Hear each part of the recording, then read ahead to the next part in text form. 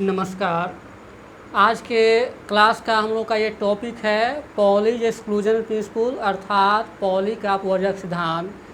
फिर उसके बाद हम लोग जानेंगे अफबाउ सिद्धांत, हुन्स रूल। फिर उसके बाद हम लोग चलेंगे इलेक्ट्रॉनिक कॉन्फ़िगरेशन पर। क्योंकि इससे पहले हम लोगों ने बहुत सारा टॉपिक पढ़ लिया है। इससे पहले हम लोग क्वांटम नंबर पढ़ रहे थे, उस पर न्यूमेरिकल पढ़ रहे थे और बहुत सारा टॉपिक है। तो ये है पॉलीज एक्सक्लूजन प्रिंसिपल। इसको हिंदी में पॉली का अपवर्जक सिद्धांत कहते हैं अर्थात पॉलीज एक्सक्लूजन प्रिंसिपल। ये क्या कहता है, हम लोग जस्ट इससे पहले क्लास में पढ़ चुके हैं क्वांटम नंबर, उसी से ये संबंधित है। पॉली नाम के वैज्ञानिक ने सर्वप्रथम ये कैलकुलेशन करके बताया कि किसी परमाणु में 2 इलेक्ट्रॉन ऐसा नहीं हो सकता जिसके लिए चारों क्वांटम संख्या का मान बराबर हो। अर्थात किसी भी 2 इलेक्ट्रॉन के लिए चारों क्वांटम संख्या का मान बराबर नहीं हो सकता। ये सभी एलिमेंट में हर एक 2 इलेक्ट्रॉन के लिए सत्य है। इसी सिद्धांत को उन्होंने नाम दे दिया पॉलीज एक्सक्लूजन प्रिंसिपल। तो इसे कह सकते हैं कि किसी परमाणु में 2 ऐसा इलेक्ट्रॉन संभव नहीं है जिसके लिए चारों क्वांटम संख्या का मान बराबर हो। इसको लिख सकते हैं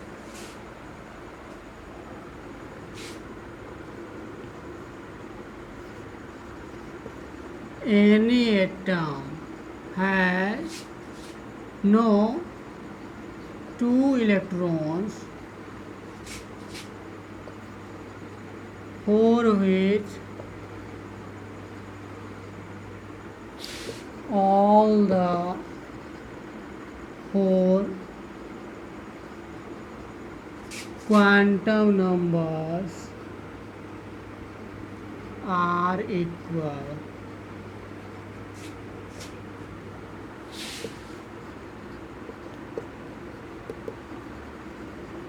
This is called Pawley's exclusion.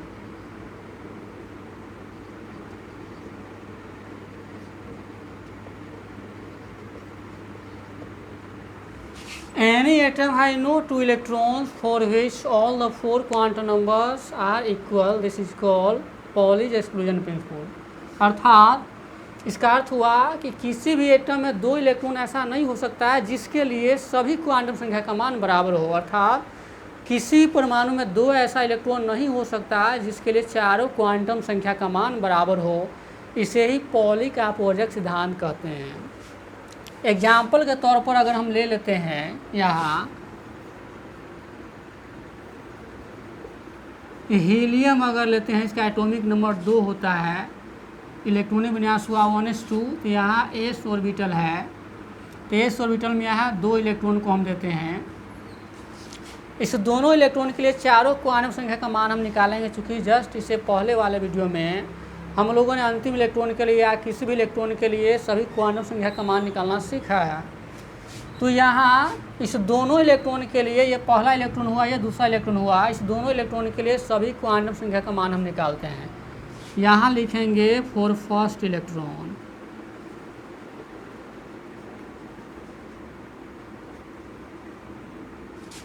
और यहाँ हो जाएगा फॉर सेकेंड इलेक्ट्रॉन। यहाँ पहले इलेक्ट्रॉन के लिए जो n का मान होगा यहाँ 1 होगा, चूँकि ये पहला ऑर्बिट है। जब n का मान 1 हुआ, यहाँ l का मान हो जाएगा, चूँकि s ऑर्बिटल है तो l का मान यहाँ 0 हो जाएगा। l बराबर 0 है तो s ऑर्बिटल, l का मान अगर p ऑर्बिटल है तो l का मान 1 होगा, अगर d है तो l का मान 2 होगा, और f है तो l का मान 3 हो जाएगा। तो ये फिर m का मान, जब l का मान 0 हो तो m का मान भी यहाँ 0 हो जाएगा। यहाँ हम देख रहे हैं कि पहले इलेक्ट्रॉन क्लॉक वाई डायरेक्शन में है, तो यहाँ s का मान +½ हो जाएगा, चूँकि इसका 2 ही वैल्यू होता है, +½ एक -½ तो ये क्लॉक वाई डायरेक्शन में स्पिन करता है, तो यहाँ इसका मान +½ हो जाएगा। यहाँ दूसरे के लिए n बराबर 1 ही होगा, चूँकि पहला ऑर्बिट है। l बराबर 0 हो जाएगा, चूँकि यहाँ s ऑर्बिटल है। m बराबर 0 हो जाएगा और s बराबर -½ हो जाएगा, चूँकि ये इलेक्ट्रॉन जो है वो एंटी क्लॉक वाई डायरेक्शन में स्पिन करता है, इसलिए इसमें s का मान -½ हो जाएगा। और इस इलेक्ट्रॉन के लिए s का मान +½ है। हम देख रहे हैं कि दोनों इलेक्ट्रॉन के लिए principal quantum number n, azimuthal quantum number L तथा मैग्नेटिक क्वांटम नंबर M का मान बराबर है, लेकिन S का मान बराबर नहीं है। पहले इलेक्ट्रॉन के लिए S का मान +12 है और दूसरे इलेक्ट्रॉन के लिए S का मान -12 है। तो यहाँ किसी भी दो इलेक्ट्रॉन के लिए, किसी भी एटम का किसी भी दो इलेक्ट्रॉन के लिए चारों क्वांटम संख्या का मान बराबर नहीं हो सकता है। इसी को पॉली का अपवर्जक सिद्धांत कहते हैं। इसे पॉलीज एक्सक्लूजन प्रिंसिपल के नाम से जानते हैं। तो फिर हम लोग अब चले नेक्स्ट टॉपिक पर।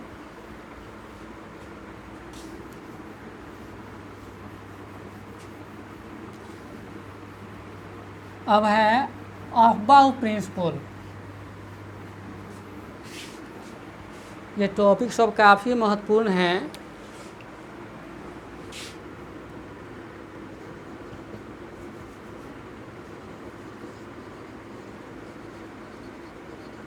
Aufbau principal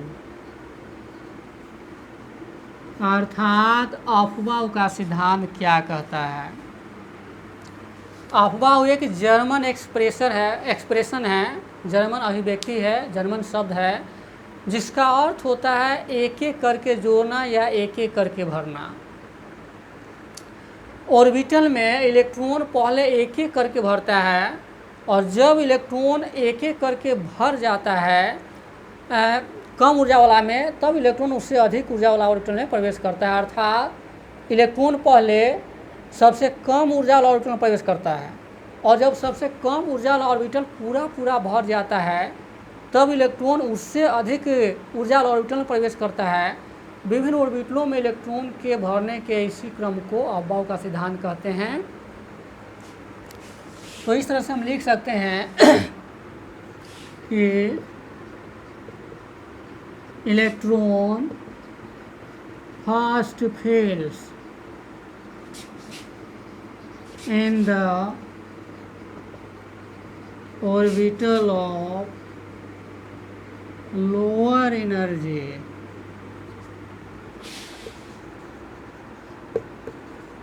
then it fills in the orbital of higher energy. This order of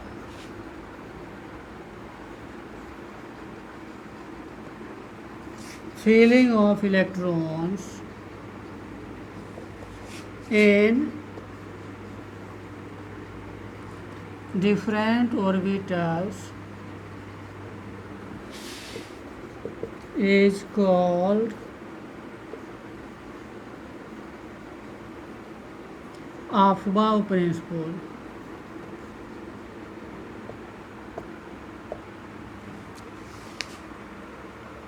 electron first fills in the orbital of lower energy, अर्थात इलेक्ट्रॉन पहले कम ऊर्जा वाला ऑर्बिटल में प्रवेश करता है। Then it fills in the orbital of higher energy, तब वह अधिक ऊर्जा वाला ऑर्बिटल में प्रवेश करता है। This order of filling of electron in different orbitals is called aufbau principle. विभिन्न ऑर्बिटलों में इलेक्ट्रॉन के भरने के इसी क्रम को अफबाउ का सिद्धांत कहते हैं। अर्थात इसको पुनः हम एक बार करते हैं कि इलेक्ट्रॉन पहले सबसे कम ऊर्जा वाला ऑर्बिटल में प्रवेश करता है। जब सबसे कम ऊर्जा वाला ऑर्बिटल पूरा भर जाता है, तब इलेक्ट्रॉन उससे अधिक ऊर्जा वाला ऑर्बिटल में प्रवेश करता है। विभिन्न ऑर्बिटलों में इलेक्ट्रॉन के भरने के इसी क्रम को अफबाउ का सिद्धांत कहते हैं। अफबाउ किसी वैज्ञानिक का नाम नहीं है, ये एक जर्मन एक्सप्रेशन है, जर्मनी का एक वर्ड है, कहावत है। इसका अर्थ होता है एक एक करके भरना, अर्थात टू बिल्ड अप या बिल्डिंग अप। इसका मतलब होता है एक एक करके जोड़ना या एक एक करके भरना। तो वही कहता है कि इलेक्ट्रॉन सर्वप्रथम सबसे कम ऊर्जा वाला ऑर्बिटल में प्रवेश करता है। जब सबसे कम ऊर्जा वाला ऑर्बिटल पूरा भर जाता है, तब इलेक्ट्रॉन उससे अधिक ऊर्जा वाला ऑर्बिटल में प्रवेश करता है। विभिन्न ऑर्बिटल में इलेक्ट्रॉन के भरने के इसी क्रम को अफबाउ का सिद्धांत कहते हैं। तो ये इस तरह से इसको हम डिफाइन कर सकते हैं। अब ये पहले कैसे एक एक करके ये भरता है, यहाँ हम मान लेते हैं ये एस है, 1s है, ये 2s है, ये 2p है, ये 1s है, ये 2s है, ये 2p है, फिर यहाँ 3s है, ये 3s, 3p, 3d।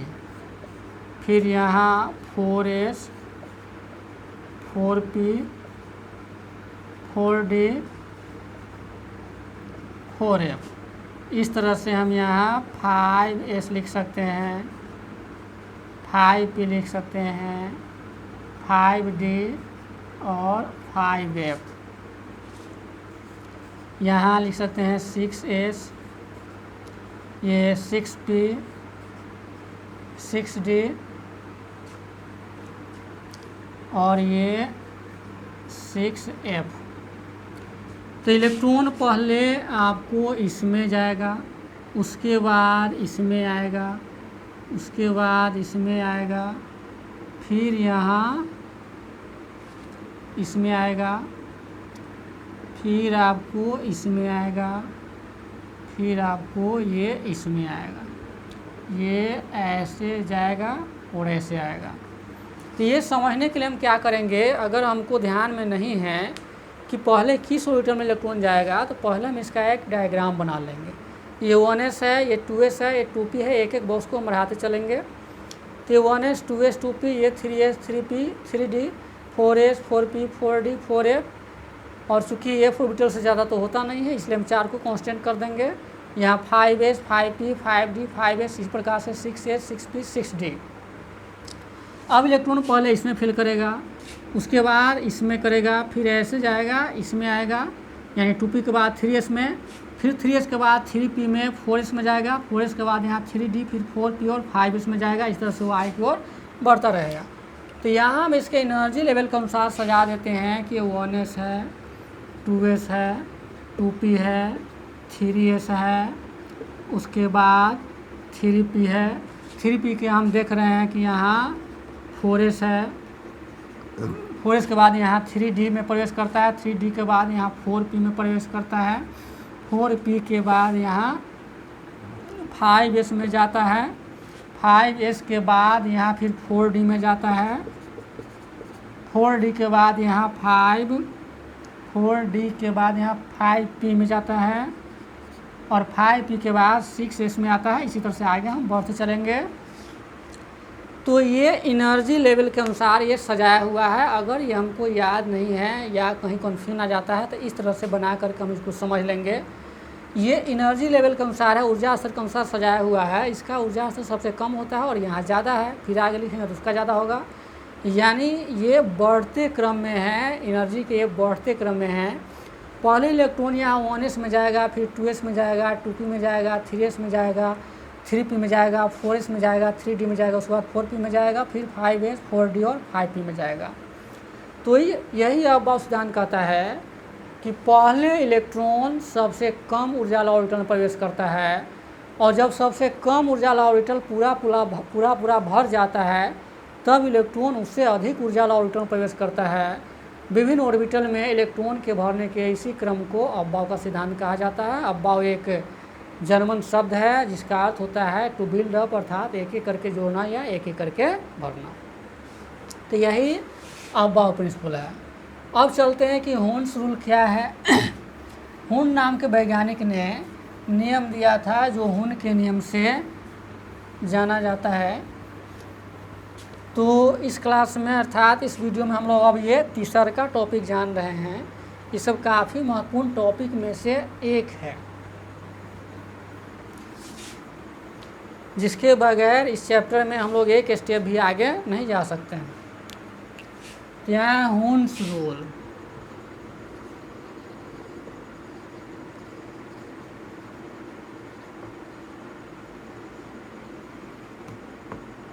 हुन का नियम क्या है।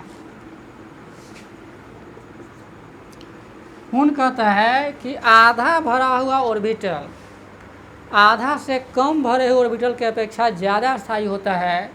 इसी प्रकार पूरा भरा हुआ ऑर्बिटल पूरा से कम भरे हुए ऑर्बिटल की अपेक्षा ज़्यादा स्थायी होता है।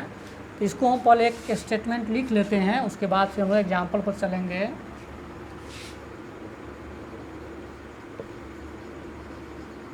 Half filled orbital is more stable than less half filled orbital.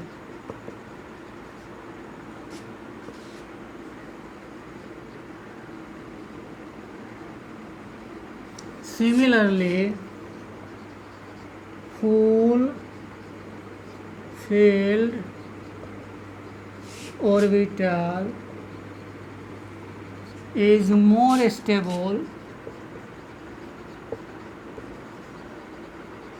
than less full filled orbital. इसको हम समझे, कहता है कि half filled orbital is more stable than less half filled orbital, अर्थात आधा भरा हुआ ऑर्बिटल आधा से कम भरे ऑर्बिटल की अपेक्षा ज़्यादा स्थायी होता है। तो ये half filled orbital is more stable than less half filled orbital. Similarly, अर्थात इसी प्रकार full filled orbital is more stable than less full filled orbital, अर्थात पूरा भरा हुआ ऑर्बिटल पूरा से कम की अपेक्षा ज़्यादा स्थायी होता है। अब एक बार हम लोग जाने कि आधा भरा हुआ ऑर्बिटल आधा से कम भरे हुए ऑर्बिटल की अपेक्षा ज़्यादा स्थायी होता है, इसी प्रकार पूरा भरा हुआ ऑर्बिटल पूरा से कम भरे हुए ऑर्बिटल की अपेक्षा ज़्यादा स्थायी होता है। ये विशेष करके आपको डी ऑर्बिटल में होगा। तो यहाँ कुछ एग्जाम्पल लेकर के इसको हम और अच्छी तरह से समझ सकते हैं। अगर हमको यहाँ क्रोमियम है 24, इसका एटॉमिक नंबर होता है, तो इसका इलेक्ट्रॉनिक विन्यास लिखते हैं।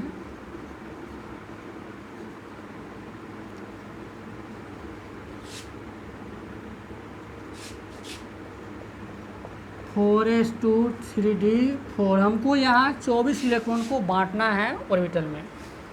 अब सिद्धांत के अनुसार 1s2 2s2 2p6 3s2 3p6 4s2 3d4 हो गया। ये इसका करेक्ट इलेक्ट्रॉनिक विन्यास नहीं है। इस नियम के अनुसार हम चलेंगे यहाँ 1s2 2s2 2p6 3s2 3p6 4s1 3d5। अब यहाँ हम लोग को समझना है, जो अबव सिद्धांत के अनुसार है इस तरह से हम इसको सजा दिए हैं, लेकिन ये इसका करेक्ट इलेक्ट्रॉनिक विन्यास नहीं है, करेक्ट इलेक्ट्रॉनिक कॉन्फ़िगरेशन नहीं है, क्योंकि यहाँ डी में जो है 4 इलेक्ट्रॉन है। डी में टोटल इलेक्ट्रॉन की संख्या 10 होता है, तो 10 का आधा हुआ 5, तो 5 ज़्यादा स्थायी हुआ 4 की अपेक्षा। इसी प्रकार कुल इलेक्ट्रॉन जो हुआ डी में वो 10 हुआ, तो 10 ज़्यादा स्थायी होगा 9 की अपेक्षा, तो ये 4 D4 और D9 सिस्टम में लागू होगा। तो यहाँ 4 है, तो यहाँ हम 5 कर देंगे और यहाँ 1 कर देंगे, चूँकि एक यहाँ बढ़ रहा है तो एक इधर घटा देंगे, चूँकि यहाँ एटॉमिक नंबर 24 है, तो अर्थात 24 इलेक्ट्रॉन है, 24 इलेक्ट्रॉन को हमको बांटना है। तो यहाँ क्रोमियम का जो करेक्ट इलेक्ट्रॉनिक विन्यास होगा हुन के नियम के अनुसार वो ये सही होगा और ये गलत हो जाएगा। तो यही कहता है कि आधा भरा हुआ ऑर्बिटल आधा से कम की अपेक्षा ज़्यादा स्थायी होगा। इसी प्रकार से एक एग्जाम्पल और लेते हैं। कॉपर, इसका 29 होता है, तो 1s2 2s2 2p6 3s2 3p6 4s2 3d9। तो इस प्रकार से हम सजा दिए अब सिद्धांत के अनुसार। तो इसका सही नहीं है, इसका सही जो कॉन्फ़िगरेशन हो जाएगा 1s2 2s2 2p6 3s2 3p6 4s1 और 3d10, ये इसका करेक्ट इलेक्ट्रॉन विन्यास हुआ हुन के नियम के अनुसार। तो यहाँ हम देखें कि डी में जो 10 इलेक्ट्रॉन है वो पूरा भरा हुआ है, तो पूरा भरा हुआ पूरा से कम की अपेक्षा ज़्यादा स्थायी होगा। इसी प्रकार आधा भरा हुआ ऑर्बिटल आधा से कम की अपेक्षा ज़्यादा स्थायी होता है। तो D4 सिस्टम को हम D5 कर दें, D9 सिस्टम को हम D10 कर देंगे और इसमें 1 इलेक्ट्रॉन कम जाएगा। तो हुन के नियम के अनुसार ये सही विन्यास हुआ, ये गलत हुआ, फिर ये सही विन्यास हुआ, ये गलत हुआ, यहाँ पर ये गलत है। तो यही कहता है विशेष करके यहाँ डी ऑर्बिटल में कि आधा भरा हुआ ऑर्बिटल आधा से कम की अपेक्षा ज़्यादा स्थायी होगा। इसी प्रकार पूरा भरा हुआ ऑर्बिटल पूरा से कम की अपेक्षा ज़्यादा स्थायी होगा। यही हुन का नियम कहलाता है। हुन का एक और नियम है, इसमें हम एक भी या पहला दूसरा कर करके लिख सकते हैं। यहाँ एग्जाम्पल से पूरी तरह से क्लियर हो गया। अब ये कहता है कि इलेक्ट्रॉन पहले ऑर्बिटल में एक एक करके भर जाता है, तब उसका जोड़ा बनना शुरू होता है। विभिन्न ऑर्बिटल में इलेक्ट्रॉन के भरने के इसी क्रम को हम हुन का नियम कहते हैं, अर्थात हुन के नियम के नाम से जानते हैं। तो इसको हम दूसरा लिख सकते हैं,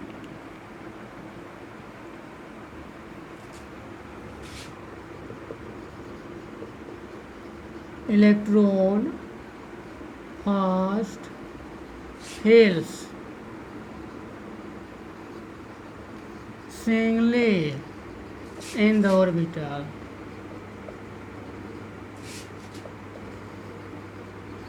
then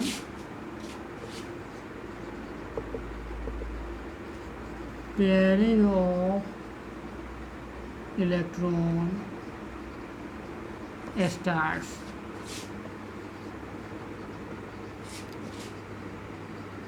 This order of